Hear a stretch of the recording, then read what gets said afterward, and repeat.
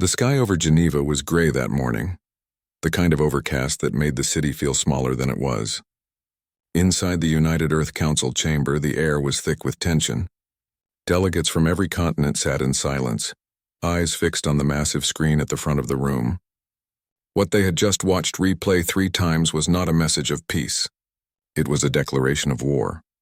The transmission had arrived without warning 2 days earlier. No handshake, no introduction, no attempt at diplomacy. Just a cold, metallic voice speaking in flawless English, backed by images of a vast alien armada moving through star systems like a storm. The speaker called itself High Arbiter Vex of the Cathar hegemony. It claimed dominion over more than 200 star systems and accused Earth of violating galactic sovereignty protocols by expanding beyond its home planet. The ultimatum was clear. Within 30 solar days, humanity must dismantle all off-world colonies, surrender its spacefaring vessels, and accept planetary quarantine under Cathar supervision. Failure to comply would result in total systemic neutralization. Most of the council members were pale. Some whispered prayers. Others stared blankly at their hands, as if trying to remember what normal life felt like just a week ago. Outside, the world was already unraveling. News networks broadcast the message on endless loops. Stock markets crashed. Crowds gathered in city squares, some in fear, others in anger. Governments scrambled to issue statements, but none had answers. Earth had dreamed of meeting alien life for centuries. Now that it had happened, it felt less like a miracle and more like a death sentence.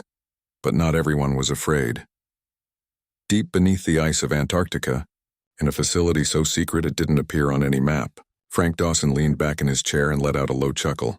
He was a retired colonel, broad-shouldered and silver-haired, with eyes that had seen too many drills and too few real fights.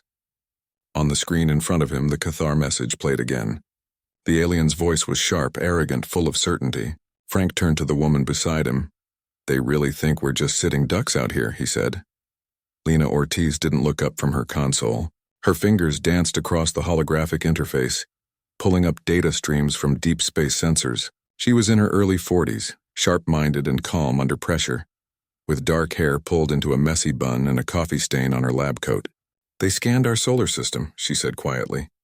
"Saw our colonies on Mars, the shipyards near Luna, the mining rigs in the belt, but they didn't see what's underneath." Frank nodded. They both knew what she meant. For over 50 years, Earth had been preparing. Not for invasion, not for conquest, but for the moment someone underestimated them. After the discovery of alien wreckage near Pluto in 2089, humanity had made a quiet choice. Instead of shouting their findings to the stars, they buried them. They studied. They built. They waited. Project Longbow wasn't just a weapons program. It was a promise to never be caught unready again. Lena finally turned to face Frank. "Their fleet is massive. Over 300 ships. But their shield harmonics are locked to a single frequency. Their comms use predictable burst patterns. And their propulsion? It's efficient, but slow to adjust in tight formations." She paused. "They fight like an empire that hasn't lost a battle in centuries." "Which means they've forgotten what losing feels like," Frank said. Above them, the world panicked. But down here, in the cold heart of the ice, there was no panic. Only focus. Engineers moved through corridors lined with humming reactors. Technicians calibrated weapons that had never been fired in anger. Scientists reviewed simulations that showed how a single well-placed strike could collapse an enemy's entire formation. None of this existed on paper.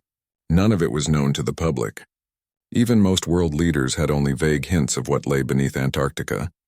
Frank stood and walked to the observation window. Beyond the reinforced glass, the Valkyrie rested in its cradle, a sleek black warship unlike anything Earth had ever shown the stars. It was powered by a captured alien core, wrapped in human engineering, armed with weapons that bent physics in ways even Lena didn't fully understand. It wasn't just a ship. It was a statement. "They gave us 30 days, Frank said. "They think that's mercy," Lena replied. "But it's a gift. It gives us time to wake up the rest of the network." She was right. Hidden across the solar system were dormant platforms, on the far side of the moon, buried in Ceres, floating in the shadow of Saturn's rings. All of them carried longbow tech. All of them were now receiving silent activation codes. In the next few hours, Earth's true defense grid would come online, Not with fanfare, but with a whisper. Back in Geneva, the council voted to send a reply. A plea for more time, a request for dialogue, a hope for peace. It was the right thing to do, the human thing. But Frank knew the truth. The Cathar didn't want to talk. They wanted submission, and Earth had stopped being the kind of place that submitted a long time ago. Later that night, Frank stood alone in the command center. The lights were dim. The only sound was the soft hum of life support and the distant thrum of geothermal generators deep below. He thought about his grandson, playing in a park in Denver, unaware that the sky above him might soon burn with alien fire. He thought about farmers in Kenya, students in Jakarta, fishermen in Chile, all of them living ordinary lives while an empire from the stars decided their fate. But Earth had never been ordinary. Frank smiled. Not a wide grin, just a small, quiet curl of the lips. The kind of smile that comes when you've been waiting for something for a very long time. And it's finally here. Up in orbit, a sensor pinged. The first Cathar scout ship had crossed the edge of the Oort cloud. It wouldn't reach Jupiter for another 3 weeks. To the rest of humanity, that was a countdown to doom. To Frank, Lena, and the silent network waking up across the solar system, it was a countdown to something else entirely. The aliens had declared war, and Earth, for the first time in generations, was ready to fight back. While the world held its breath, Earth moved in silence. Governments issued calming statements. News anchors repeated the same worried lines. Crowds gathered in cities, lighting candles or shouting slogans, unsure whether to pray or prepare. But beneath the surface, both literal and political, a different kind of work had already begun. The panic above meant nothing down here. Here, in hidden places scattered across the solar system, humanity was arming itself not with fear but with focus. Deep under the Antarctic ice, Project Longbow shifted from standby to full activation. Frank Dawson walked the corridors with steady steps, his boots echoing against metal floors. He wasn't in uniform anymore, but everyone treated him like he was. Engineers nodded as he passed. Technicians paused their work just long enough to meet his eyes. They all knew what was coming. And they all knew Frank had been right to wait.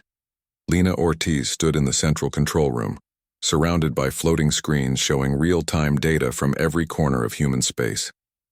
Her fingers moved quickly, adjusting energy flows, syncing weapon calibrations, and monitoring the slow but steady rise of power in the Valkyrie's core.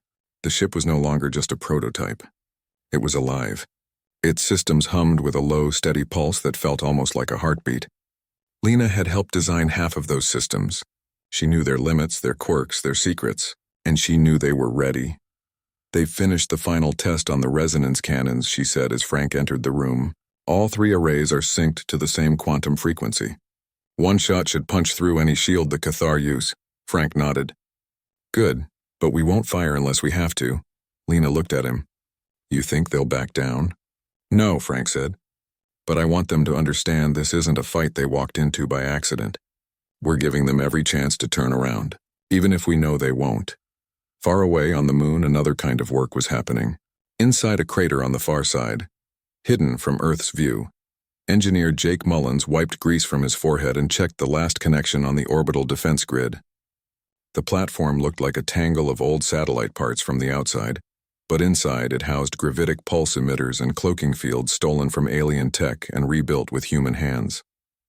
Jake had spent 10 years working on this grid, never telling his family what he really did. Now, as he powered up the main reactor, he finally understood why the secrecy had been worth it. "Grid Alpha is online," he said into his comm. "Shield harmonics stable. Weapon systems green." Back on Earth, in a bunker beneath the Rocky Mountains, command staff watched as dozens of similar signals blinked to life across the solar system. Platforms in the asteroid belt, drones hidden in Martian dust storms, even old mining stations near Neptune, all of them were waking up. None of them broadcast their presence. None of them made a sound. They simply existed, waiting. The Cathar had assumed humanity was alone. They had scanned for fleets, for weapons factories, for military bases. But they hadn't looked deep enough. They hadn't considered that a species that spent centuries fighting itself might learn eventually how to hide its strength until the right moment. Frank stood beside Lena as she pulled up a simulation on the main screen. It showed the Cathar fleet entering the outer solar system, moving in perfect formation, confident and slow. Then in the simulation, hidden platforms fired. Mines detonated in empty space, not with explosions, but with distortions in gravity that twisted ship trajectories. EMP bursts knocked out comms. And then the Valkyrie appeared, fast, silent, deadly, cutting through the formation like a knife.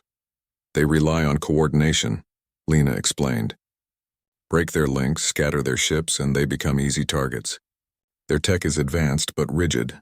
Ours is messy, unpredictable, human. Frank smiled faintly. That's our advantage. They expect logic. We'll give them chaos. Meanwhile, in Geneva, the United Earth Council debated how to respond to the Cathar's latest message, a blunt reminder that only 25 days remained.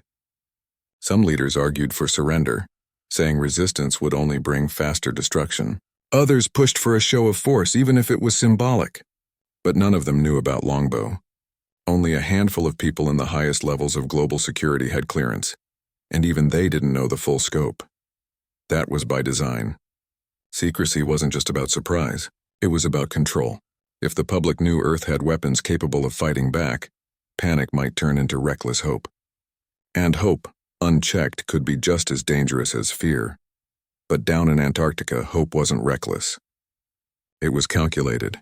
Every bolt, every circuit, every line of code had been tested, retested, and refined. The Valkyrie wasn't just a warship. It was the result of generations of quiet work by scientists, engineers, and soldiers who believed that one day, someone would come knocking. And when they did, Earth wouldn't beg.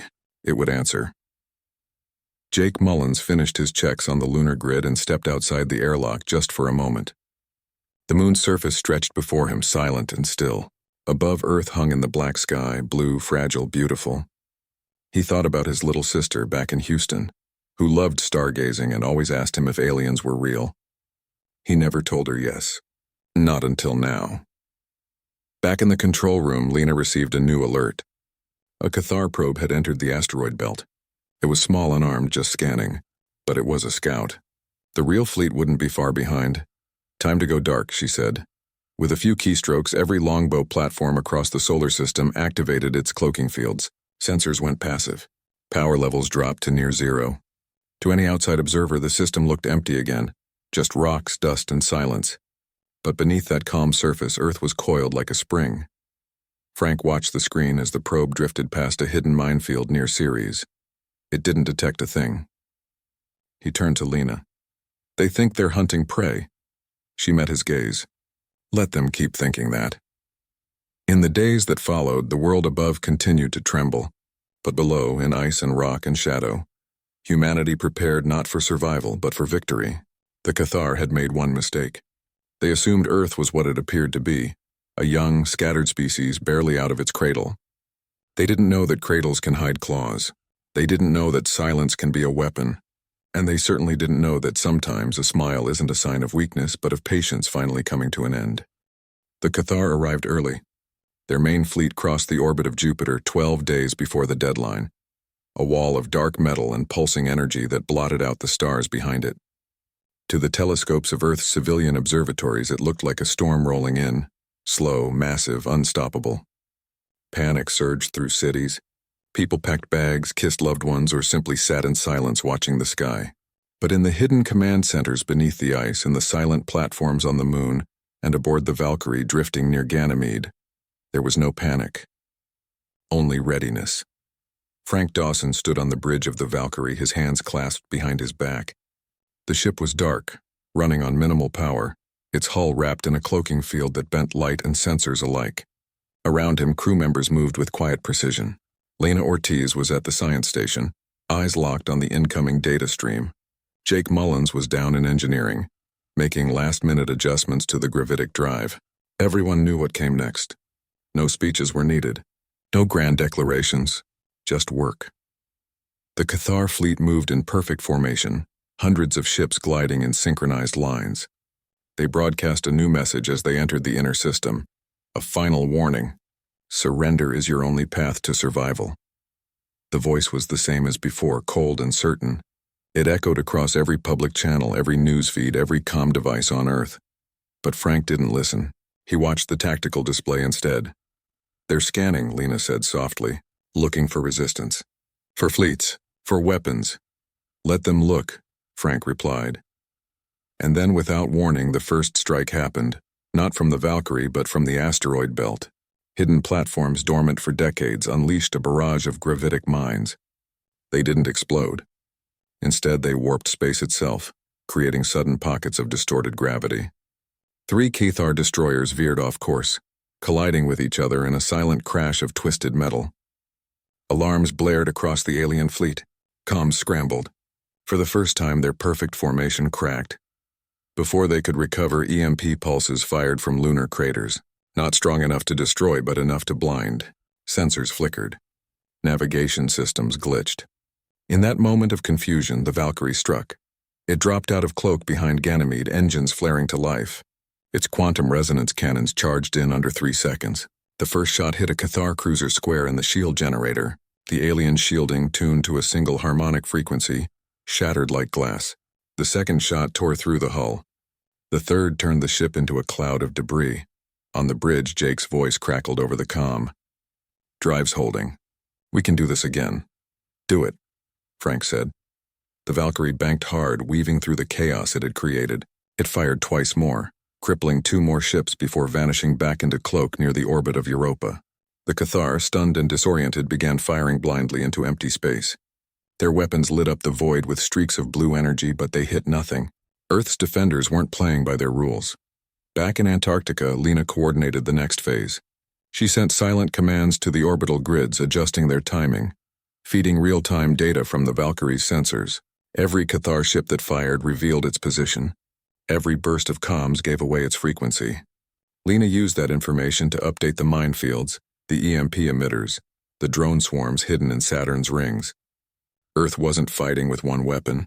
It was fighting with the whole system. The Cathar admiral aboard the massive command vessel at the heart of the fleet demanded answers. "Where are their ships?" he roared. "Where is their fleet?" But there was no fleet. Not in the way he understood it. No lines of battleships. No carriers launching fighters. Just traps, tricks, and one black ship that appeared and disappeared like a ghost. Frank watched the tactical map as the enemy began to regroup. They were pulling tighter, forming a defensive sphere around their command ship. Predictable. Arrogant. They still believed this was a battle they could win with numbers alone. "Time to give them a reason to chase us," Frank said. He ordered the Valkyrie to broadcast. A fake distress signal. A human emergency beacon, weak and broken. As if a civilian ship had been caught in the crossfire. It was a lie, but a good one. Within minutes, a Cathar strike group broke off from the main fleet and headed toward Mars, where the signal appeared to originate. Exactly as planned. Hidden beneath the red dust of Mars, 5 longbow drone nests powered on. They had been buried there since the first colony was built, disguised as old water reclamation units. Now as the Cathar ships descended, the drones launched, not with missiles but with focused sonic disruptors that vibrated at the same frequency as the alien shield cores. One by one, the Cathar ships lost their shields. Then the orbital grids near Phobos opened fire. The strike group was wiped out in under 90 seconds. On Earth, people saw the flashes in the sky. They didn't know what they meant. Some thought it was the beginning of the end. Others whispered that maybe, just maybe, Earth wasn't going down without a fight. Frank didn't celebrate. He knew this was only the opening move. The Cathar still had hundreds of ships, but they were no longer confident. They were angry, and anger made them careless. He turned to Lena. "Begin phase 2. Draw them toward the inner belt." She nodded and sent the command. Across the solar system, decoy signals activated. Fake power surges near Venus. Phantom ship signatures near Mercury. Even a simulated reactor meltdown on a derelict station near the Sun. The Cathar, desperate to find the source of the attacks, took the bait. Their fleet split, sending wings toward each false lead, and in the gaps they left behind, the real weapons waited. Jake reported from engineering. "We're at 98% charge on all systems. Ready for another run." Frank looked out the viewport. The stars were calm. The void was quiet. But soon, it would burn. "Then let's show them what happens," he said, "when you wake up a planet that's been sleeping on purpose." The Valkyrie powered up, engines humming with restrained power. Cloaking field disengaged, and Earth, for the first time in its long history, went on the offensive. The Cathar fleet pushed deeper into the inner system, their formation tighter now, their movements sharper with frustration. They had lost ships more than they expected, and still hadn't seen a single human warship up close. No grand armada, no heroic last stand. Just silence, then sudden violence, then silence again. It gnawed at them. Their commanders barked orders, demanding answers their science officers couldn't give. How could a species so young, so scattered, fight like this? Earth didn't answer with words. It answered with action. As the Cathar crossed the orbit of Mars, the United Earth Council sent its final message. Not a plea. Not a threat. Just a single transmission beamed across all frequencies, unencrypted, impossible to ignore. It began with images, ordinary, peaceful images. A child chasing a dog through a sunlit field in Iowa. Fishermen hauling nets at dawn off the coast of Maine. A street musician playing guitar in a plaza in New Orleans. Students laughing in a classroom in Chicago. Farmers planting seeds in Kansas. Artists painting murals on brick walls in Detroit. Life simple and stubborn and full of quiet joy. Then, over those images, words appeared in clean white letters. We've been waiting for you. The Cathar command ship received the message. High Arbiter Vex watched it twice. He didn't understand. This wasn't the behavior of a species facing extinction. This was the behavior of one that had already decided the outcome. Before he could respond, the sky around his fleet erupted, hidden beneath Earth's oceans. Drone factories that had lain dormant for decades powered on. Thousands of autonomous units launched from secret bays along the seafloor, rising through the waves and into orbit without a sound. In geosynchronous space, cloaked platforms unfolded like steel flowers, revealing kinetic rods aimed not at ships, but at the empty space ahead of them.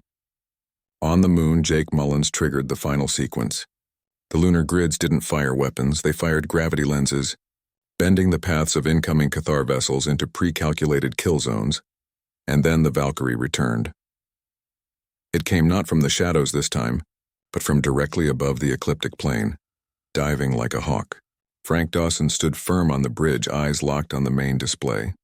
Lena fed him real-time updates, shield frequencies shifting, enemy formations breaking, comms collapsing under coordinated cyber pulses, sent from old satellite relays disguised as space junk. They think they're fighting a planet, Frank said. But we're not just a planet. We're a system. And every rock, every moon, every drop of ocean has been turned into a weapon. The Cathar tried to retreat. Too late. The inner solar system had become a maze of traps. Kinetic rods, accelerated to near light speed, struck without warning, punching through hulls before shields could react. Drone swarms latched onto enemy ships, overloading their power cores with feedback loops designed from stolen alien schematics. Even the solar wind was weaponized. Charged particles redirected by hidden magnetic fields to fry exposed circuits. One by one, Cathar ships went dark. High Arbiter Vex ordered a full withdrawal. But the fleet couldn't regroup. Their comms were jammed. Their navigation was scrambled. Their pride was shattered.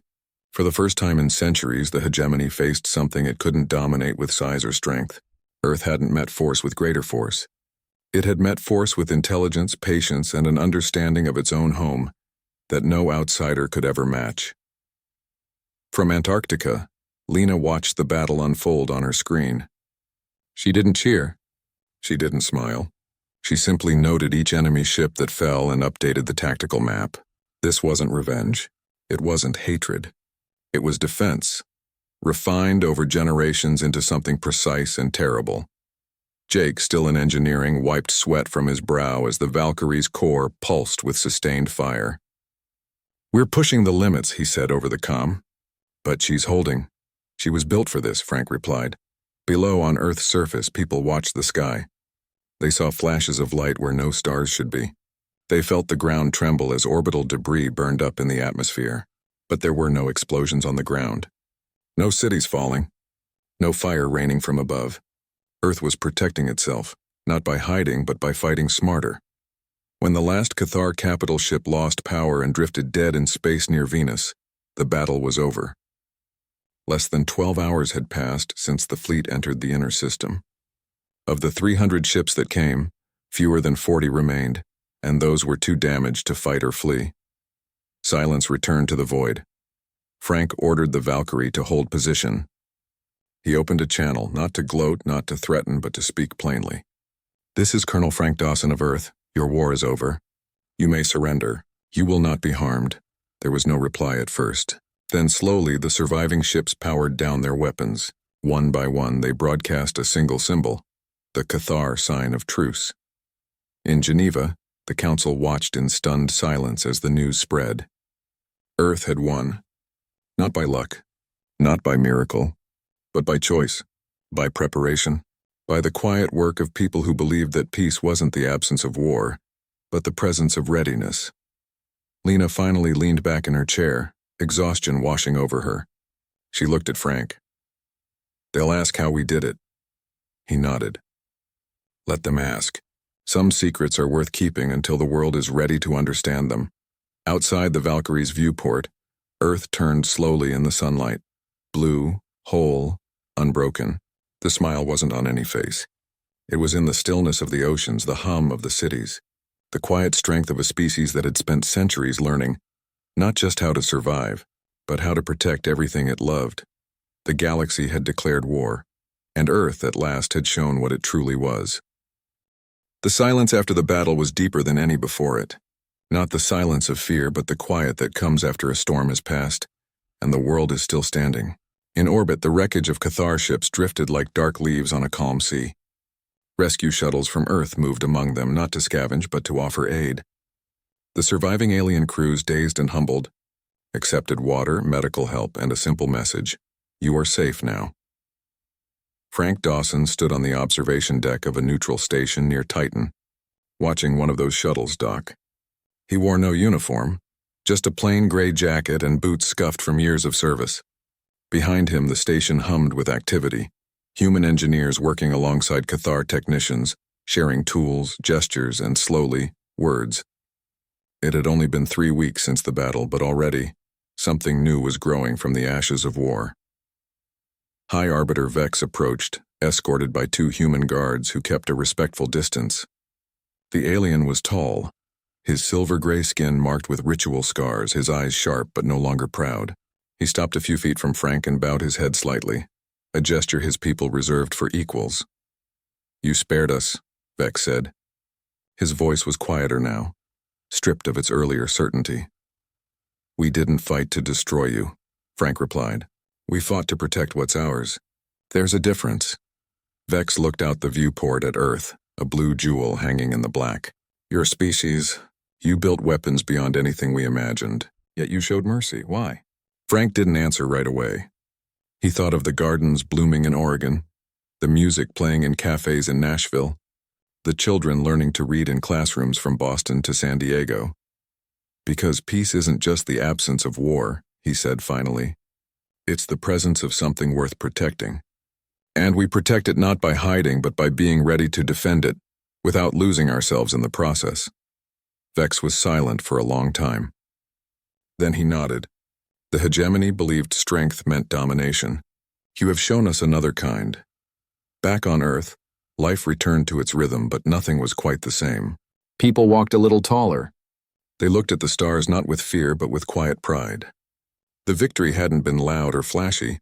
It had been precise, patient, and deeply human. And in the weeks that followed, Earth didn't gloat. It reached out. Lena Ortiz led the first joint science mission, working with Cathar physicists to compare energy theories and shield designs. She found their minds sharp but rigid, trained to follow doctrine rather than question it. She taught them to experiment, to fail, to try again. In return, they showed her how their empire had mapped thousands of star systems, offering data that would take humanity centuries to gather on its own. Jake Mullins helped repair Cathar ships using human engineering principles. Simpler, more adaptable, built for repair rather than perfection. He laughed when a Cathar engineer stared in disbelief as Jake fixed a broken coolant line with duct tape and spare parts from a lunar rover.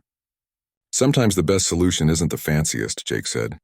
The alien, after a pause, smiled. A rare thing for his kind. The United Earth Council, once divided and fearful, now spoke with one voice. They proposed a new agreement, the Accord of Shared Skies: no empires, No quarantines.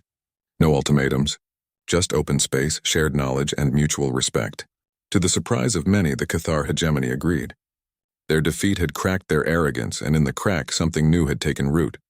Curiosity. Frank became Earth's first interstellar envoy, though he never wanted the title.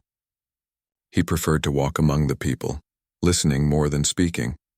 At a gathering on Mars, a young Cathar student asked him what Earth's greatest weapon truly was. Frank thought for a moment, then said, "Patience."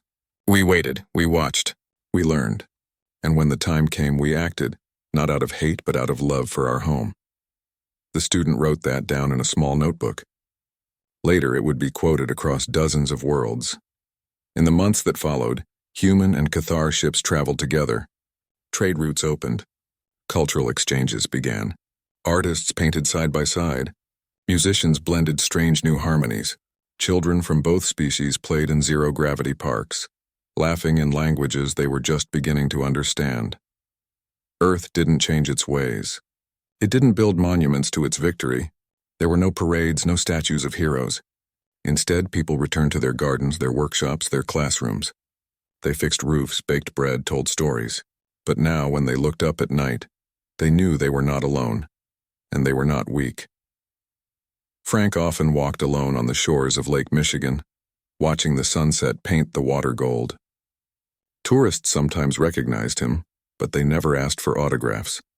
They just nodded as if to say, "We know what you did," and were grateful. He always nodded back. One evening, Lena joined him. She carried 2 cups of coffee, one black, one with cream, the way he liked it. They stood in silence for a while, watching the waves. "Do you think they'll ever try again?" she asked. "Maybe," Frank said. "But next time they'll know better. And so will anyone else who comes looking for an easy target." Lena smiled. Good. Far above them, a Cathar transport glided through the upper atmosphere, heading to a research station in orbit. Its lights blinked in a pattern that, to human eyes, looked like a greeting. To Cathar eyes, it meant peaceful passage. Both were true. Earth had smiled when war was declared, not because it wanted to fight, but because it knew it could end the fight on its own terms. And now, in the quiet aftermath, that smile remained, not on lips, but in the way streets stayed lit at night, in the way children dreamed without fear, in the way a planet that had once hidden its strength now shared its wisdom. The galaxy had learned a lesson, and Earth, ever patient, ever kind, ever ready, simply returned to living, smiling quietly, as if it had always known this day would come.